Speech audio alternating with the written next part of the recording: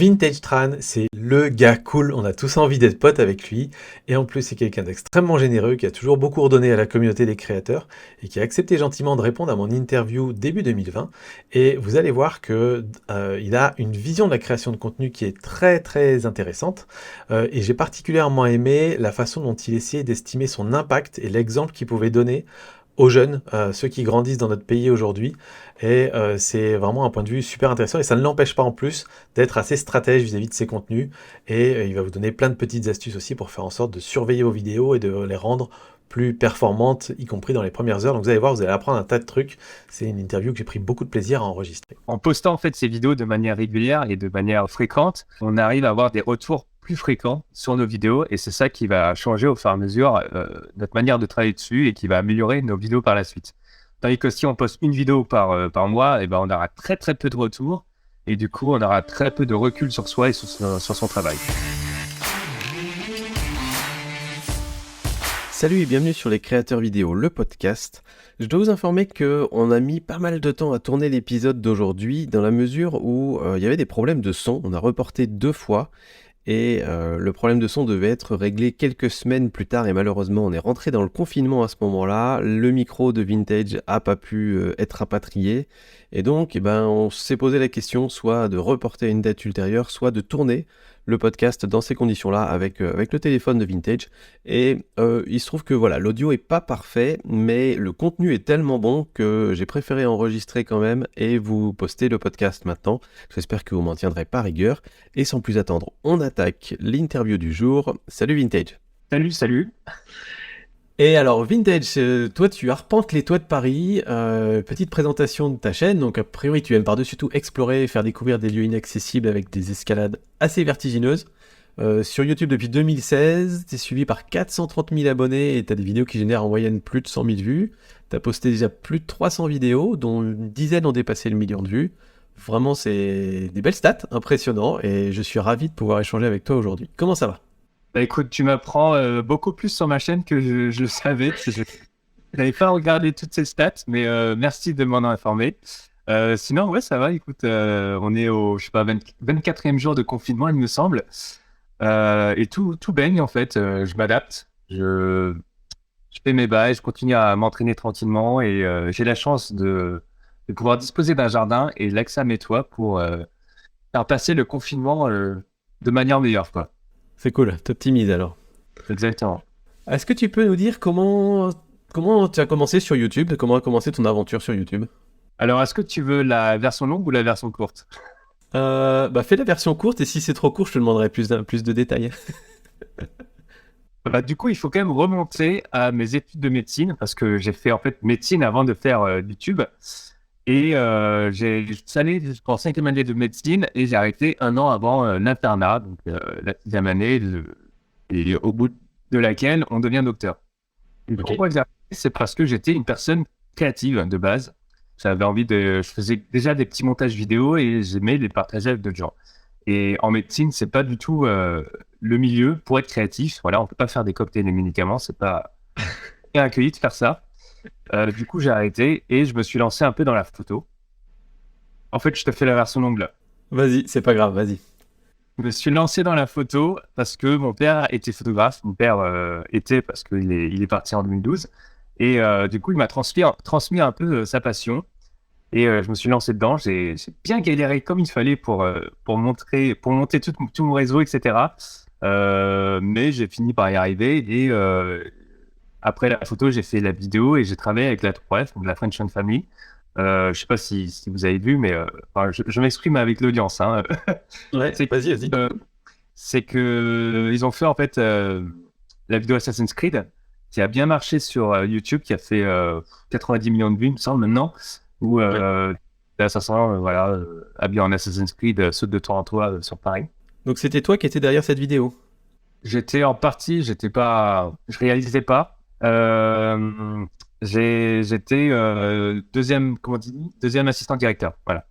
Ok. De cette vidéo-là. Et j'apparais aussi en caméo dedans, voilà. Cool, je vais retourner la voir. Carrément, non mais le fais pas, c'est un petit rôle, hein. Et sinon, du coup voilà, j'étais vidéaste dans cette team de freerun, dans cette team de parcours. Et voilà, j'ai réalisé de nombreuses vidéos dedans, une centaine, je dirais. Et à un moment donné, bah, j'étais considéré que comme le caméraman de la presse. Peut-être me déplaisait un peu au fur et à mesure d'être catégorisé dedans. Et Ouais. du coup, j'ai décidé de créer mes propres réseaux, donc à savoir ma chaîne YouTube. Et c'est à partir de là que l'aventure a commencé et que j'ai pu partager vraiment mes passions avec une communauté grandissante. Super. Bah, très bien, merci beaucoup. Et est-ce que tu peux expliquer aux personnes qui sont pas familières en quoi ça consiste, le freerun, le parcours? Est-ce qu'il y a des différences entre les deux d'ailleurs? Carrément. Alors déjà, le parcours, ça a été inventé par David Ben en France, donc. Et ça consiste en une méthode de déplacement efficace entre deux points, un point donné, un autre point donné. Et donc, du coup, c'est des mouvements de passement d'obstacles la plupart du temps. Et donc, c'est vraiment un sport, une discipline qui fait travailler tout le corps, en fait. Voilà, parce que il y a des passements qu'on fait, par exemple, qui nécessitent les bras, qui nécessitent les jambes. C'est vraiment très complet comme sport. Et le freerun, en fait, c'est exactement la même chose, sauf qu'on rajoute plus de moyens d'expression. C'est-à-dire, soit on peut pomper des mouvements de danse dessus, soit on Oh, peut ajouter des acrobaties, etc. Donc, d'accord. c'est un moyen un peu plus libre de s'exprimer. Donc le freerun, c'est du parcours plus stylé. Exactement. Le parcours, c'est aussi stylé. C'est juste que c'est un peu plus libre, en fait, comme discipline. C'est moins euh, catégorisé, on va dire. Il y a moins de limites. D'accord.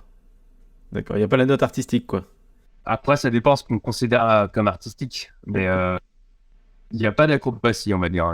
Il est rarement la tête à l'envers. D'accord. D'accord. Est-ce que tu peux nous dire quelle est la vidéo que tu préfères sur ta chaîne et surtout pourquoi? C'est pas forcément celle qui a fait le plus de vues, mais une qui t'a marqué. Ouais, carrément. Il y en a une que j'ai fait très récemment. Ça remonte à 6 mois.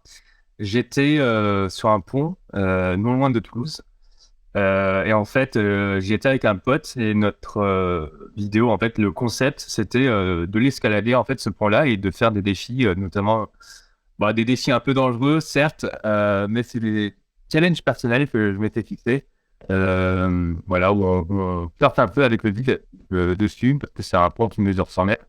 Donc, la moindre erreur, peut nous coûter la vie, en fait. Et donc, mais comme j'ai un bon entraînement, j'ai beaucoup d'expérience, ça fait une dizaine d'années que je pratique maintenant. Voilà, je suis aguerri, on va dire, mentalement. Et voilà, ça ne me fait pas peur, en fait. Je ne suis pas sorti de ma zone de confort pour réaliser cette vidéo. J'ai vraiment fait de manière très sereine tout ce que j'ai réalisé dans la vidéo, quoi. D'accord. Donc c'est. Vas-y, vas-y. Enfin, là c'était juste pour faire un peu de prévention. Mais pourquoi j'ai aimé cette vidéo, c'est que, enfin, aimer réaliser, faire cette vidéo, c'est que, c'est- en fait, voilà, c'est un bâtiment qui mesure 100 mètres, je le rappelle, et c'est perdu au milieu de rien, vraiment. Il y a quelques fois des trains qui passent dessus, mais c'est rare. Et du coup, juste avec mon pote, bah, on était un peu perdu, un peu dans cette nature. On se sentait vraiment extrêmement petit, avec voilà, le vent qui souffle à foison, avec les arbres juste en dessous, mais minuscules les arbres. Et c'était vraiment un sentiment de liberté. On a fait un peu notre vie sur ce pont, on a dormi dessus, etc. Et, euh, et voilà, quand on se réveille, bah, faut pas tomber du hamac parce qu'il y a 100 mètres de vide en dessous de nous, quoi. Donc voilà, il faut être très, très prudent, très vigilant, mais voilà, c'est un peu symbiose un peu avec le monde naturel et le monde urbain. Voilà, les courbes, les angles, je veux dire, du métal du pont étaient vraiment contrastés avec la nature qui était en bas et j'ai trouvé les paysages géniaux. Et ouais, j'ai beaucoup kiffé cette expérience, quoi. Ok. Donc en fait, c'est vraiment plus l'expérience qui t'a plu que le processus de tournage de la vidéo en lui-même. C'est juste que t'as vécu un truc de dingue et que t'as été heureux de pouvoir le partager en vidéo avec tes abonnés, quoi. Exactement. Mais c'est un peu comme ça pour toutes mes autres vidéos. Je fais la plupart du temps, c'est des aventures que je vis et il se trouve que je les filme, voilà, et que je les partage par la suite, mais c'est vraiment l'aventure que je retiens surtout. Ouais. C'est-à-dire que si tu devais abandonner l'un des deux, tu abandonnerais la chaîne YouTube sans réfléchir et tu continuerais tes aventures. Ah oui, parce que les aventures, je les pratiquais bien avant de commencer ma chaîne YouTube. Donc, c'est pas parce que je fais le YouTube que je fais ces défis-là, quoi. Bien sûr, ouais. Est-ce que YouTube te permet maintenant, vu que tu as une bonne communauté et tout ça, de créer des occasions, de vivre des nouvelles aventures? Est-ce que par exemple, ce truc-là à Toulouse, tu l'aurais fait même si tu n'avais pas ta chaîne YouTube ou... Ouais, est-ce que ça a changé quelque chose quand même d'avoir une chaîne YouTube? Alors oui, ça crée clairement des occasions. Disons que pour produire du contenu, bah, il faut être motivé et donc faut, pardonne-moi l'expression, mais il faut se sortir les doigts du et faut vraiment faire quelque chose de sa vie pour produire ce contenu. Et du coup, il faut être tout le temps en activité et ma chaîne YouTube me motive dans ce sens-là. Ouais. Après, si j'avais pas eu ma chaîne YouTube, voilà, j'aurais fait des jobs un peu à gauche à droite en termes de vidéos et de photos. Euh, voilà, j'aurais toujours produit du contenu, mais ça n'aurait pas été forcément des choses que j'aurais choisies. Voilà. Ok. Je sais pas si ça répond à ta question. Si, très bien. Très bien. Tu as commencé à l'aborder un petit peu dans ta réponse, mais ça m'intéresse de savoir comment tu gères justement l'aspect sécuritaire, parce que on voit quand on suit tes vidéos que tu es professionnel, c'est une partie de ton métier, tu as une expérience de dingue là-dedans, mais je suppose qu'il y a certainement beaucoup de jeunes qui te suivent et qui aimeraient faire un petit peu les mêmes choses que toi, à courir sur les toits, à sauter d'un toit à l'autre, etc. Est-ce que tu penses parfois au modèle que tu peux donner à certaines personnes? Est-ce que tu n'as pas peur parfois que certains enfants aient des accidents parce qu'ils essaient de reproduire ce qu'a fait Vintage Tran? Est-ce que ça t'empêche de montrer des choses un peu trop extrêmes? Comment tu gères cet aspect-là? Alors, j'essaye de faire au maximum de la prévention sur ma chaîne YouTube. C'est là où j'ai la plus grande communauté. Et cette prévention, elle passe par des messages, que ce soit texte ou des messages oraux, où je prône vraiment l'entraînement de plusieurs dizaines d'années que j'ai eu, avec vraiment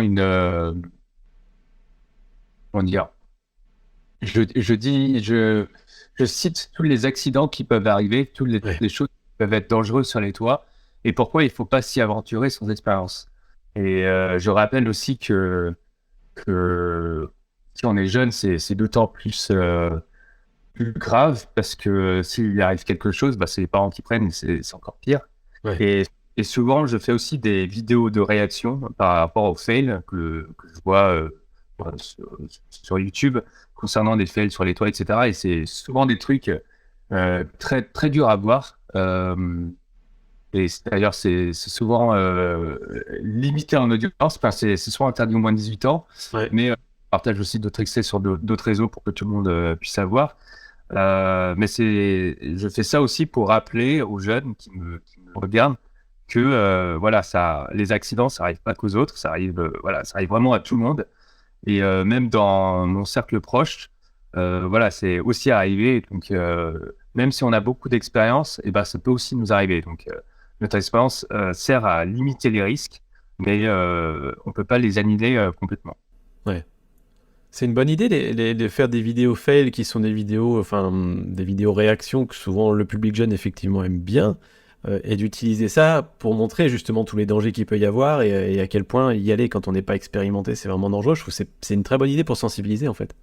Exactement. Et dans ce sens-là, par exemple, quand je suis avec des amis qui se sont blessés sur tel mouvement, que ce soit sur les toits ou autre chose, enfin, c'est quand même dans le parcours, et ben je documente en fait cette blessure avec eux, et à la fin, je rappelle toujours le message de prévention au même titre que mes vidéos réactions.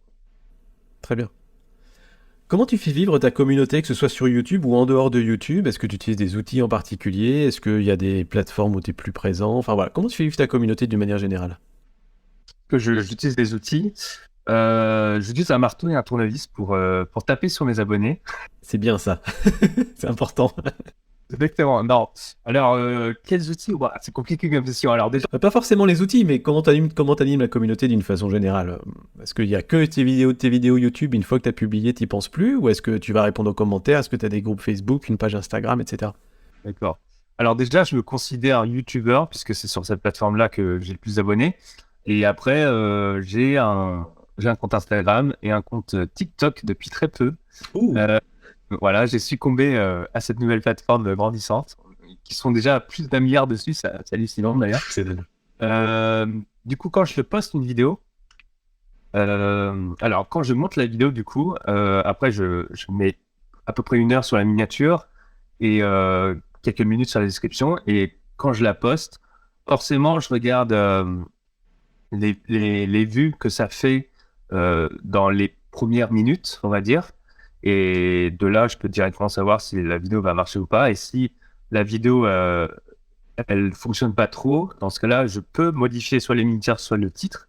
Ah, Et, euh, et je commente aussi également. Je réponds bien sûr aux commentaires des gens pour faire beaucoup plus d'interaction avec ma vidéo. Donc ça aide. Et puis, bien sûr, je relaye ça sur les autres réseaux, notamment plutôt Instagram en fait. Parce que Facebook, je l'utilise plus trop maintenant. J'ai détesté l'algorithme, le changement d'algorithme dessus. Oh oui. Du coup, Instagram, en fait, c'est ça. TikTok, je m'en sers pas du tout pour l'instant. Ça va peut-être changer par la suite, mais pour l'instant, je mets pas beaucoup de temps dessus. Mais Instagram, j'y suis beaucoup plus présent. D'ailleurs, je dirais que je suis beaucoup plus présent sur Instagram que YouTube. Voilà, YouTube, je mets des vidéos 1 à 2 fois par semaine, mais sur Instagram, je mets des posts très souvent et je mets des stories tous les jours. Voilà, pour relayer d'accord. ma vie, en fait, dessus. Ok. Est-ce qu'on peut revenir sur ce que tu fais en fonction des miniatures et peut-être des titres d'ailleurs aussi? Ça m'intéresse de savoir comment tu fonctionnes. Est-ce que tu prépares plusieurs miniatures à l'avance au cas où pour être prêt à les changer? Quand tu dis je regarde les statistiques pendant quelques minutes, est-ce que c'est vraiment en 3 minutes tu sais que cette vidéo va moins bien performer que d'autres, ou est-ce que c'est 1 heure, 2 heures, et à quel moment tu te dis allez, je refais une miniature? Enfin voilà, ça m'intéresse de savoir un peu ce processus-là parce que il y a beaucoup de youtubeurs qui le font pas et c'est une vraie technique pour développer un peu leur chaîne. Carrément. Alors, du coup, ce que je regarde, c'est que alors après, ça dépend en fonction des statistiques de chaque chaîne, hein, Bien sûr. bien sûr. Et par exemple, pour mes vidéos en général, euh, au bout de 30 minutes, si la vidéo n'a pas atteint 2000-3000 vues, c'est que la vidéo marche pas, en fait. Enfin, que la vidéo marche moins bien, en tout cas. Ok. Donc, en fonction de ça, en fonction de ces 30 minutes, même avant, hein, je dirais même 20 minutes. 20 minutes, normalement, c'est 2000 vues. Donc, je fais à peu près 100 vues, grosso modo, par minute, on va dire, dès que je passe la vidéo. Et ça peut... Alors, du coup, pour ceux qui marchent plus, par exemple, la vidéo sur le pont que j'avais fait là, à Toulouse, et ben ça, j'avais à peu près 1000 vues par minute. Donc ça j'ai vu que Ah ouais. ça a bien marché, qui est maintenant à presque 2 millions de vues, hein, c'est pour ça. Ouais, ça va vite. Ouais, ça va vite, c'était cool. Au bout de ces 20-30 minutes, je regarde et si ça va pas, c'est là que je décide de remodeler les miniatures. Peut-être changer avec un titre peut-être un peu qui explicite un peu plus le contenu. Euh, bah, Peut-être un peu aguicheur, mais je fais jamais dans le putaclic parce que voilà, j'annonce jamais, je mets jamais dans la miniature quelque chose qui va jamais arriver dans la vidéo parce que ça, Ouais. c'est juste de la déception pour mes abonnés. Mm. Et c'est les pouces rouges, c'est tout ça. Et du coup, c'est aussi la décrédibilisation de son contenu sur les prochaines vidéos. Et ça, c'est pas le bon chemin à prendre en tout cas. Mais plus aguicheur, c'est-à-dire plus peut-être plus d'action dans la miniature. Tu vois, au lieu que que je sois statique juste à montrer mon visage, peut-être que je montre une autre action, une autre miniature comment dire, un autre screenshot que je tire de la vidéo, Mhm. par exemple. Ou alors que je modifie un peu le code couleur, peut-être que qui puisse interpeller un peu mieux mon audience. Ça, je le fais. Qu'est-ce que je fais d'autre? Ouais, dans le titre, après, ouais, je peux le modifier, comment dire, je peux l'écourter un peu. Au lieu de mettre un titre à rallonge, je mets un truc beaucoup plus court qui soit plus explicite. D'accord. Et aussi, ce que je fais de plus en plus souvent, c'est que je rajoute une traduction, que ce soit sur le titre ou des sous-titres. Du coup, ça augmente l'atteinte sur des communautés, comment dire, qui parlent d'autres langues, quoi, comment dire, polyglottes, voilà. Ouais. Ok, intéressant. Intéressant tout ça. Hum, Comment tu monétises ta chaîne aujourd'hui? Est-ce que tu en vis? Est-ce que tu as des plans pour en vivre? Enfin voilà, c'est que ton rapport à l'argent aujourd'hui avec ta chaîne YouTube, si tu es ok pour en parler. Bon, il n'y a pas de souci. Alors, j'ai de plus en plus de mal à faire monétiser mes vidéos avec YouTube, avec les nouvelles lois, etc. Et de par le fait que je fais des vidéos considérées comme dangereuses, Ouais. oui, j'ai énormément de vidéos qui sont démonétisées. Donc, c'est ballot. Ouais. J'ai envie de dire. Après, forcément, il y a les partenariats, mais j'en refuse énormément puisque j'aime pas trop parler pendant 2 minutes sur une vidéo d'un truc qui a pas grand-chose à voir avec le reste de la vidéo. Mhm. Du coup, j'accepte pas trop les partenariats, ça m'est déjà arrivé. Euh, mais le problème avec la monétisation de la vidéo, c'est que ça va biaiser un peu ton contenu. Et, euh, et comme mes vidéos sont majoritairement démonétisées, et bah, j'ai envie de dire que c'est un plus pour moi, ça me permet de partager plus en fait. C'est-à-dire que si tu veux, ton objectif c'est de gagner de l'argent sur YouTube, forcément tu vas faire des contenus qui plaisent à ton audience et qui soient monétisés. Et les contenus qui plaisent à ton audience ne plaisent pas forcément. Donc, tu Ouais. vas avoir des espèces de moules que d'autres youtubeurs ont succombé. Hein. C'est pour ça qu'on voit un peu toujours la même chose sur YouTube. Et moi, j'ai pas envie de rentrer dans ce moule-là et j'ai vraiment envie de faire des trucs qui me plaisent. C'est pour ça que sur ma chaîne, si on regarde, il y a pas que, je suis pas que sur les toits. Si j'étais que sur les toits de Paris ou les toits d'autres villes, tout le temps, en train de faire des trucs illégaux, très dangereux et tout ça, franchement, j'aurais déjà 1 million d'abonnés euh, maintenant, Ouais. quoi. Sauf que c'est vraiment pas ce qui m'intéresse. C'est vraiment YouTube pour moi, c'est un album vidéo, un album photo où je partage un peu mes souvenirs. Et voilà, des fois, je le dis, j'ai la flemme de sortir et d'aller sur les toits, hein, parce que ça demande une énergie monstrueuse de repérage et puis il faut faire des sauts, etc. Donc, c'est pas toujours évident. Ouais. Et quelquefois, j'ai juste envie de profiter de ma vie et de faire des choses bah, qui m'épanouissent, on va dire, qui m'enrichissent. Et c'est pour ça que je partage autre chose et qui soit pas forcément monétisable, mais ça me plaît. Voilà. Je reparaphrase ce que je dis, mais je pense que le message est passé.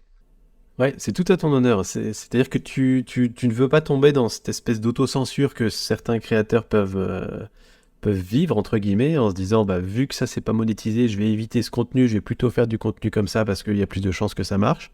Et ça, c'est vraiment, vraiment chouette. Après, de temps en temps, je suis con dedans parce que forcément. Après, c'est différent. C'est-à-dire que les toits de Paris, moi, c'est ma passion. Ouais. Ils montent. Enfin, ça me dérange pas d'y monter, de faire une vidéo dessus, mais je veux pas faire que ça en fait. Ouais. Voilà. Et c'est intéressant aussi de voir que, je veux dire, tu as une chaîne YouTube qui marche bien, tu connais les formats qui marchent bien et qui cartonnent sur ta chaîne, et tu décides sciemment de ne pas faire que ces formats-là. Et ça, c'est un autre travers qui est en dehors de l'idée de la monétisation. C'est un autre travers où certains tombent dedans, de dire, bah, je sais que ça marche bien, ou je vais faire des millions de vues, donc je fais que ce format-là. Mais au final, peut-être 2-3 ans après, tu te retournes et tu regardes ce que tu as fait pendant 2 ans, et tu te dis, mais c'est pas moi, je me suis pas éclaté, j'aurais voulu faire d'autres choses, et quelque part, tu penses un peu à toi d'abord, et je trouve que c'est vraiment chouette. Ouais, tout à fait. Ouais, c'est exactement ça. Ouais. Très bien. Est-ce que tu vis de ta chaîne YouTube aujourd'hui ou tu as une activité à côté? Ça dépend de moi. On va dire que grosso modo, si j'avais que YouTube, je pense que ça serait difficile d'en vivre. Euh, mais c'est pour ça que oui, j'ai plusieurs activités à côté. Alors, on parle de vivre de la monétisation de ma chaîne ou de YouTube en général? Plutôt de YouTube en général, ça inclut les partenariats, éventuellement du merchandising, je sais pas si tu en as, ce genre de choses quoi. D'accord.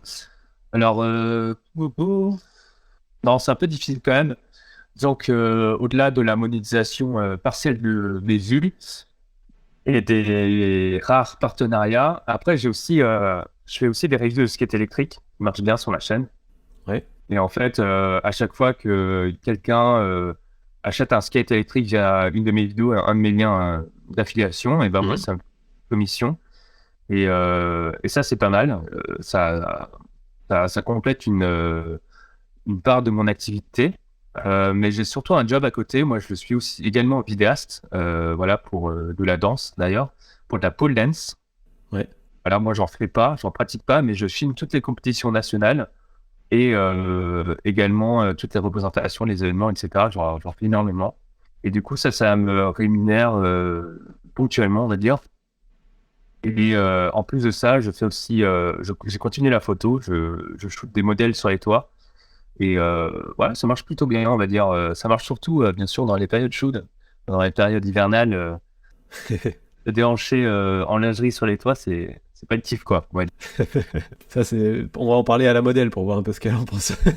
C'est déjà arrivé, mais ouais, que, franchement, respect à elle. Hein. J'aurais pas pu.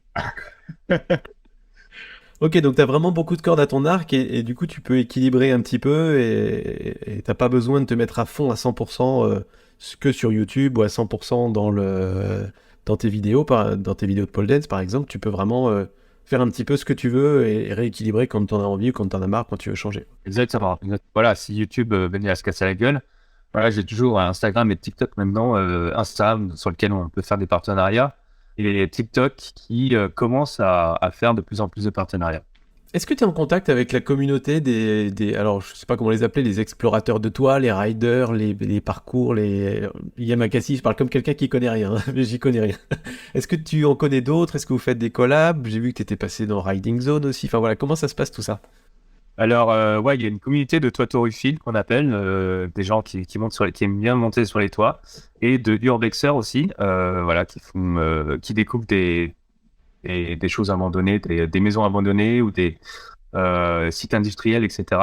Alors, je t'avoue que je ne côtoie pas trop ces gens-là. Je suis très, j'aime bien bouger en petite communauté avec mes amis proches, donc qui font partie de la 3F, la French Family, dont j'ai parlé tout à l'heure, parce que c'est des gens que je connais très très bien, je connais très bien leur niveau, et donc du coup, quand je suis sur les toits, on n'a pas besoin de se surveiller les uns et les autres pour savoir à l'aise ou pas. Donc c'est avec ces gens-là que je préfère bouger, quoi. Après, concernant les collabs, euh, j'en ai fait, mais très très peu en fait. Disons que j'avais une stratégie au début de ma chaîne qui consistait à accumuler déjà 100 000 abonnés avant de faire d'autres collabs en fait. D'accord. Pourquoi? Parce qu'en fait, je voulais que la communauté que je construisais soit là pour moi et ne vienne pas de quelqu'un d'autre, ce qui aurait pu biaiser mes vues en fait par la suite si je faisais autre chose. Voilà. Ouais, et du coup, je continue un peu ce système-là. Euh, parce que ça me plaît. Ouais, donc c'est-à-dire que toi, ta vision des collabs, c'est on va pas forcer une collab si on n'a pas envie de la faire. Mais par contre, tu fais volontiers des vidéos avec d'autres personnes qui sont des personnes que tu connais, en qui tu as confiance, dont tu connais le niveau et la bande de potes, quoi. Ouais, surtout que les collaborations, en fait, l'objectif d'une collaboration, c'est de gagner des nouveaux abonnés avec d'autres communautés. Et du coup, c'est pas, comme je disais précédemment, moi, YouTube, je fais pas des trucs pour YouTube, je fais vraiment des trucs pour vivre des aventures. Ouais. Et du coup, les collaborations, pour moi, c'est pas la priorité, quoi. Ok. Si on parlait un petit peu de matos, quel matériel t'avais au démarrage pour tourner tes vidéos et qu'est-ce que tu as maintenant? Est-ce que ça a évolué? Enfin voilà, je pense que ça peut intéresser du monde de savoir avec quoi tu tournes. Ouais, tout à fait, ouais. Ouais, ça c'est pas mal ça comme question. Alors, j'ai commencé, alors on va dire mes premiers vlogs, mes 10 ou 15 premiers vlogs, j'ai filmé avec un iPhone 4S, un iPhone 4S et c'est tout. Et je montais sur cet iPhone aussi, également. Waouh. Ouais, c'était chaud, ouais. C'était chaud, mais bon, voilà, ça fonctionnait, enfin, je veux dire, ça a fonctionné entre guillemets, voilà, j'avais 200 vues au début, mais j'étais hyper content, hein. De toute façon, Ouais. c'était cool, 200 personnes qui regardent ta vidéo, voilà, quand tu commences, c'est incroyable. C'est déjà énorme, 200 en fait. C'est déjà énorme. Et ouais, du coup, j'ai fait ça pendant une quinzaine de vidéos, je dirais. Après, je me suis acheté la GoPro 4, voilà, où j'ai commencé à faire un peu des POV, donc aller un peu sur les toits et me filmer avec la caméra dans la bouche, en fait. Et voilà, ça a duré beaucoup de temps. Beaucoup. La GoPro 4 session, hein. C'était pas une GoPro 4 normale, quoi. C'était la toute petite, quoi. Qui était pas du tout stabilisée. Enfin, c'était vraiment la galère. J'avais pas non plus de micro, j'avais rien du tout. Si, j'avais quand même mon Alpha 7S à côté, mais je l'utilisais rarement parce que moi, il faut que je sois très mobile sur les toits. Je peux pas. Forcément. Donc, du coup, la GoPro, ça suffisait amplement pour la faire. Et maintenant, du coup, 3 ans et demi après le début, voilà, je vais maintenant. J'ai toujours une GoPro 7, une GoPro 8, voilà, qui permet de capter un audio bien meilleur et surtout une qualité d'image de fou, hein. Vraiment, la stabilisation est incroyable sur ces appareils-là. Et j'ai un iPhone 7 et un Google Pixel qui est malheureusement tombé en panne, mais j'attends de le réparer. Et je suis toujours sur des appareils très légers, très mobiles. Voilà, j'ai aussi un DJI Osmo Pocket et une caméra 360 qui est l'Insta360 One X. Et voilà, mais tout ça, c'est vraiment des petits appareils qu'on peut mettre dans un petit sac et qui me permet de me déplacer à l'aise sur les toits. Si je dois faire un saut entre deux toits, bah, je peux le faire avec tout ce matériel-là. Pareil, si j'escalade sur plusieurs étages, bah, je peux transporter mon matériel sans me fatiguer. Et donc, c'est pour ça que je privilégie ce type de matériel, quoi. Cette portabilité. Quel conseil t'aurais aimé recevoir quand t'as démarré sur YouTube au tout début? Est-ce que y a un conseil où tu te dis ça aurait changé les choses, t'aurais pris les choses autrement? Enfin voilà, est-ce qu'il y avait un conseil qui t'a manqué? Alors, moi, je m'étais bien renseigné avant, en fait, avant de commencer ma chaîne. J'avais suivi pendant 1 an plusieurs vlogueurs et youtubeurs pour savoir vraiment les stratégies que eux ils avaient adoptées avant de me lancer. Donc, je savais un peu les bases. Mais si je devais émettre un conseil, c'est vraiment, c'est vraiment celui-là. C'est attends pas que ton montage te satisfasse. Voilà. Je recommence. Vas-y. Satisfait, c'est pas un mot. Attends pas que ton montage te satisfasse à 100%, parce que du coup, tu la posteras jamais. Voilà, on peut pas être 100% content de son montage. Ouais, il y a toujours des plans qui foirent. Du coup, je me conseillerais d'attendre vraiment que ce soit peut-être à 70% ou 80% et de le poster. Comme ça permet plusieurs choses. Déjà, déjà de poster un contenu. Voilà, c'est déjà une étape énorme. Beaucoup de youtubeurs qui commencent ont du mal à franchir. Et puis, quand on commence à poster 70% d'un travail qui satisfait, et ben, on arrive à poster plus fréquemment. Voilà. Parce que si on attend que ce soit 100%, en fait, pas ou 99%, et ben, ça arrivera tous les mois ou tous les ans.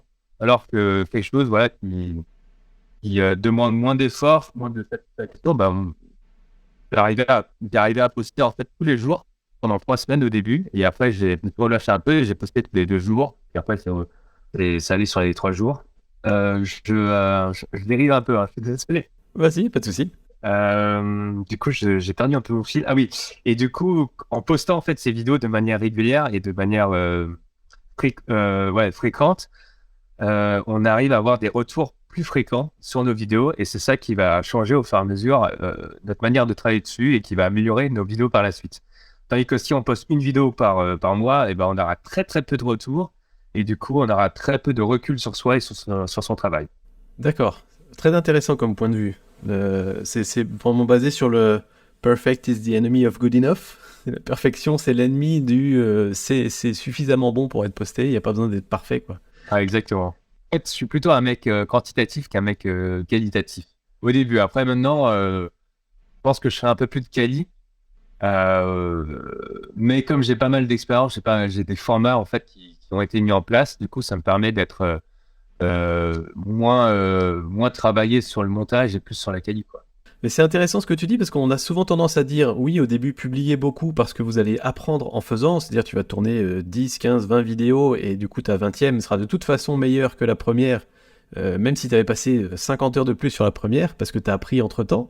Mais ce qui est intéressant dans ce que tu dis, c'est que tu apprends aussi beaucoup de l'audience. C'est-à-dire que tu apprends parce que tu as publié, qu'il y a eu des retours, et qu'il y a des personnes qui t'ont dit ça c'est trop cool, tu vois comment ils réagissent, parfois pas forcément sur ce sur quoi tu t'attendais.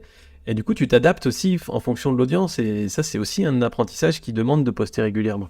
Alors, c'est un retour sur l'audience de façon, c'est-à-dire que c'est l'audience et les statistiques, bien sûr. C'est pas que les commentaires jouent quand même une part importante parce que c'est source de motivation pour la suite.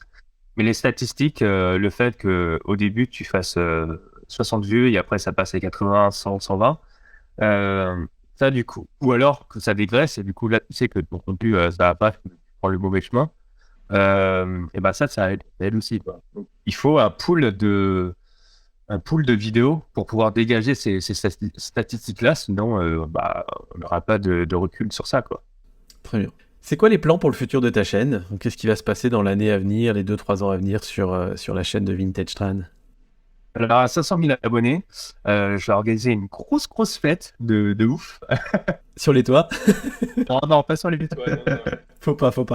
Non, sur Paris, je sais pas, dans une structure privée que j'aurais privatisée, voilà, avec des amis proches et également beaucoup d'abonnés, voilà, parce que ce qu'on oublie, c'est que derrière tous ces chiffres que sont les abonnés, c'est aussi des personnes. C'est important de les rencontrer, c'est important de rencontrer ses fans, si je peux dire, parce que c'est eux qui te regardent un peu tous les jours et tu as envie de connaître un peu plus leur ressenti que juste des messages interposés. Et je trouve ça important de le faire.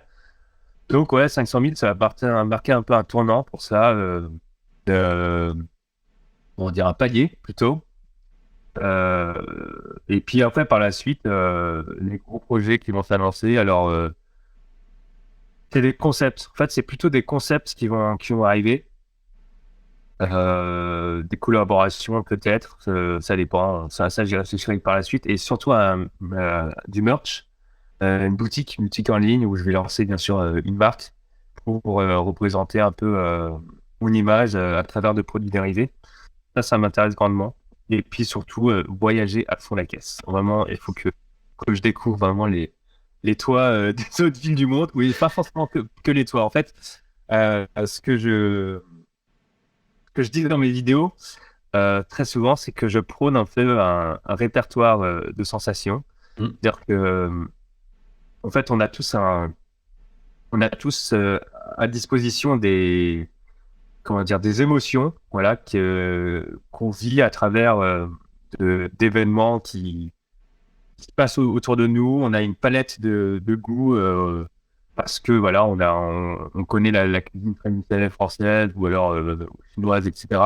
Mais rarement, enfin, à part si on voyage pas, on connaîtra jamais d'autres types de nuances d'émotions, de types de nuances de goût.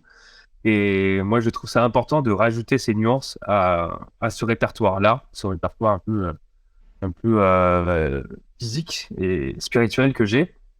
Et c'est pour ça que j'aime bien voyager dans d'autres pays pour goûter des trucs complètement hardcore.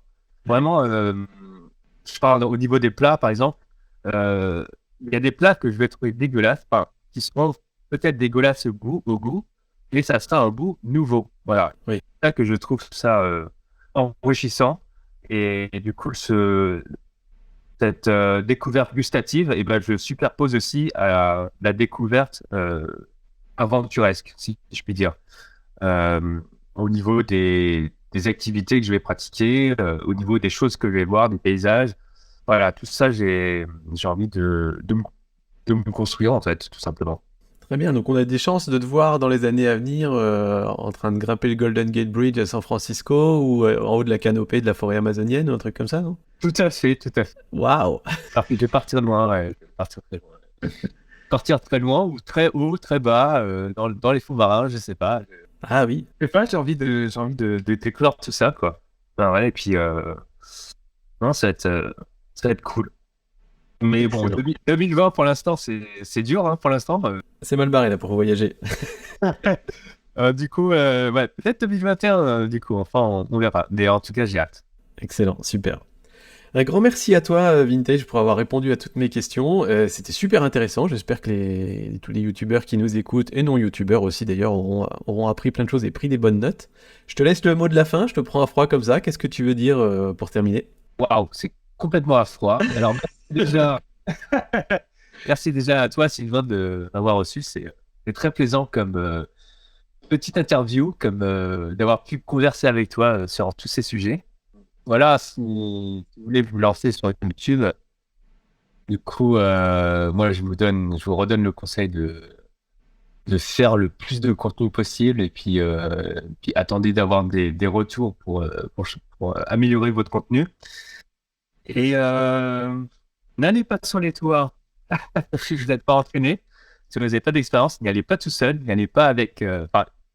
Ouais, n'y allez pas tout seul, ou si vous allez, y aller avec quelqu'un qui est expérimenté dans le domaine. Et sinon, bah voilà, gardez la paix, la motivation, les amis, on se serre les coudes. Et puis voilà, basta. C'est tout ce que j'ai à dire. Merci beaucoup. C'est pas facile comme exercice, dans le mot de la fin. Merci beaucoup à toi et on donne rendez-vous du coup à tous ceux qui le souhaitent. Abonnez-vous au podcast pour avoir très bientôt, le mois prochain, l'interview d'un ou d'une nouvelle créatrice ou créateur YouTube sur les créateurs vidéo, le podcast. Merci beaucoup. Salut! Merci, ciao!